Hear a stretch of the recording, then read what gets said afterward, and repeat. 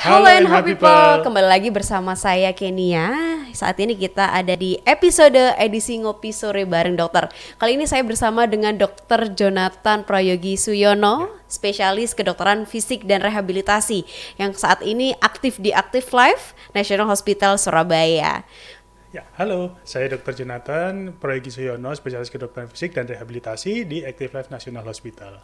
Baik, pada kesempatan kali ini kita akan membahas mengenai skoliosis dokter ya. Ya, Kita boleh. bersama-sama akan mengenal apa itu skoliosis, bagaimana penyebabnya bisa terjadi skoliosis dan juga gejala hingga pengobatan dan pantangan apa saja sih yang harus kita hindari agar skoliosis kita tidak semakin parah. Betul Oke. ya dokter ya? Ya. Kalau boleh tahu dok, skoliosis itu apa sih dok? Ya, jadi skoliosis, kalau kita berbicara tentang skoliosis itu kita berbicara tentang tulang belakang ya. Jadi tulang belakang itu harusnya dia lurus.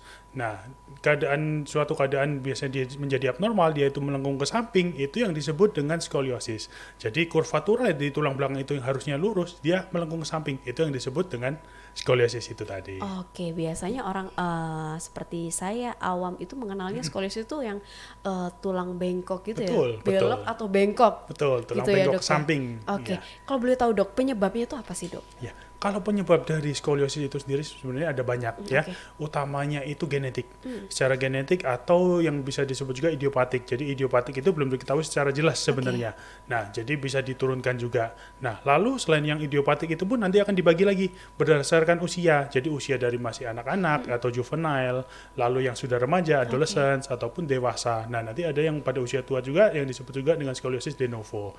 Nah, selain yang idiopatik tadi bisa juga karena kebiasaan yang buruk. Jadi misal postur nih, misal kalau kita masih kecil anak-anak bawa tas berat satu sisi, nah miring begini. Nah itu bisa juga nanti dengan berjalannya waktu lama kelamaan karena posturnya jelek dia menjadi skoliosis, tulang belakangnya bengkok es.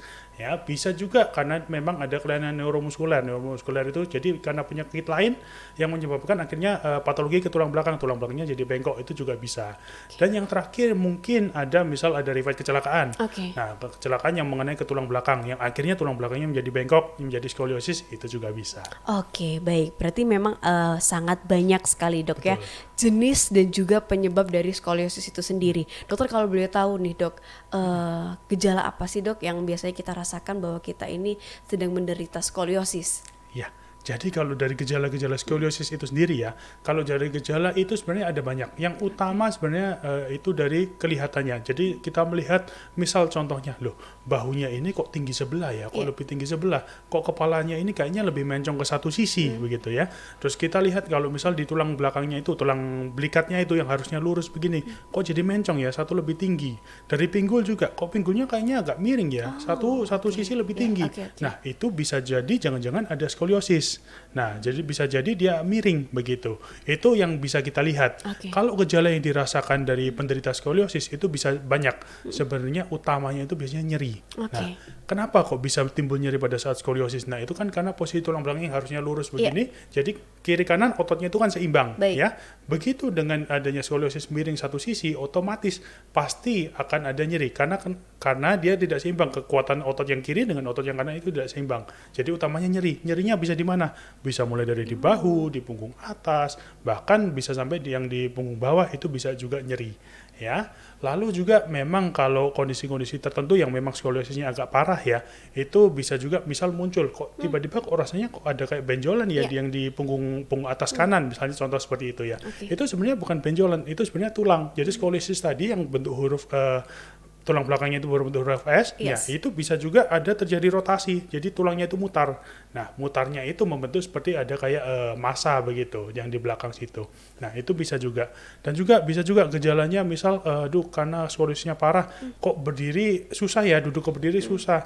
Terus habis itu keseimbangan bisa juga gangguan nih. Karena kan kalau bisa kita bayangkan ya, kalau tulang belakang kita bengkok, nah kita mau berjalan itu kan otomatis kita harus lebih menyeimbangkan. Betul. Begitu.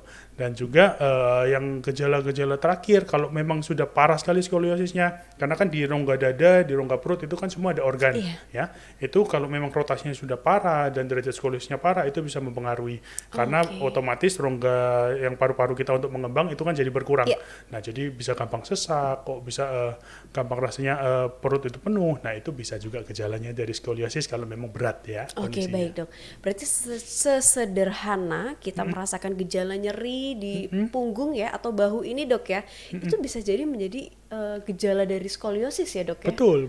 Bisa jadi gejala dari skoliosis. Memang tergantung ya seberapa berat dari skoliosisnya itu dan onsetnya. Apakah masih muda, apakah sudah dewasa, apakah sudah tua begitu. Oke, berarti tidak boleh disepelekan ya, nyeri bahu dan nyeri punggung tepatnya ya. Baik dokter, kira-kira apa sih dok yang menjadi pantangan untuk penderita skoliosis agar skoliosis yang kita derita itu tidak semakin parah gitu? Oke. Jadi sebenarnya kalau kita bicara masalah skoliosis menjadi semakin parah itu tergantung onset ya. Tergantung onset. Kalau onsetnya ini pada anak-anak, misal yang masih anak-anak ataupun remaja, di mana maturitas tulang itu belum matur, jadi istilahnya itu masih dalam masa pertumbuhan. Nah, ini yang harus berbahaya, yang harus cepat-cepat kita deteksi secara dini dan kita intervensi secara cepat. Karena bisa progresif, karena begitu tulang tumbuh, begitu dia ada bengkok, nah dia akan tumbuh, nah nanti bengkoknya ini bisa tambah parah. Nah, seperti itu. Jadi itu yang harus kita intervensi secara cepat.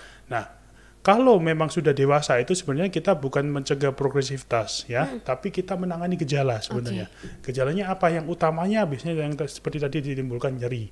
Nah, otot-otot yang tidak seimbang itu harus kita seimbangkan kekuatannya. Jadi karena memang kan kalau di skoliosis itu dia berbentuk S ya, pasti ada yang bagian cekungnya dan bagian yang cembungnya. Nah, itu yang harus kita seimbangkan supaya otot-ototnya itu kita modifikasi supaya bisa lebih lurus. Jadi bukan mengkoreksi kurvaturanya tidak ya, tapi memperbaiki gejalanya. Oke, luar biasa. Dokter, ini kalau praktek di Active Life di National Hospital lantai B1 ya dok ya? Betul, tepatnya setiap hari Kamis, Jumat, Sabtu dari jam 9 hingga jam 1 siang. 1 siang, betul. Oke, luar biasa. Dokter, ini kan pasti banyak nih NH people yang belum mengetahui apa sih Active Life itu dok. Boleh dok sedikit dijelaskan dokter? Oke. Ya, jadi saya di sini memang dari hari Kamis, Jumat, Sabtu ya di National Hospital di Active Life-nya.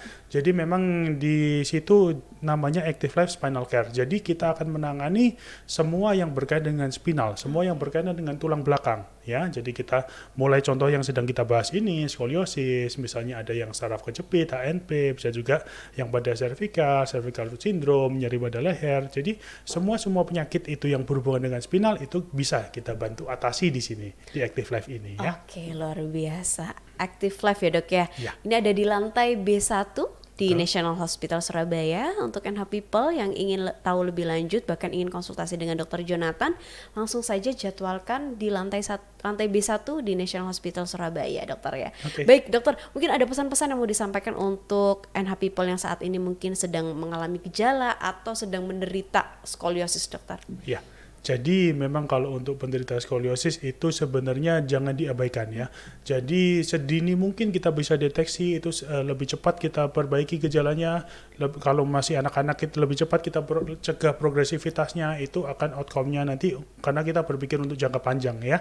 Jadi kalau kita tangani lebih dini, apapun itu misal kok bahu tinggi sebelah, segera periksakan. Ya, nanti setelah kita periksa, nanti kita akan berikan istilahnya itu seperti jalan keluarnya nanti akan seperti apa. Begitu ya, kita tangani secepat mungkin. Baik, terima kasih Dr. Jonathan atas waktunya. Akhirnya kita bisa berdiskusi dan bisa memberikan edukasi yang padat ini dok ya kepada NH people yang sedang menyaksikan. Dan jangan lupa NH people dokter kita ada IG Active Life. Benar, kemudian ada National Hospital SBY dan juga kita punya YouTube, punya Facebook untuk teman-teman yang ingin mengikuti keseruan kita untuk membagikan informasi mengenai edukasi kesehatan, lebih tepatnya di National Hospital Surabaya, bisa follow semua media kita. Benar ya dokter ya? Oke, boleh. Baik dokter, kita tutup ya dokter ya. Akhir kata, sampai jumpa.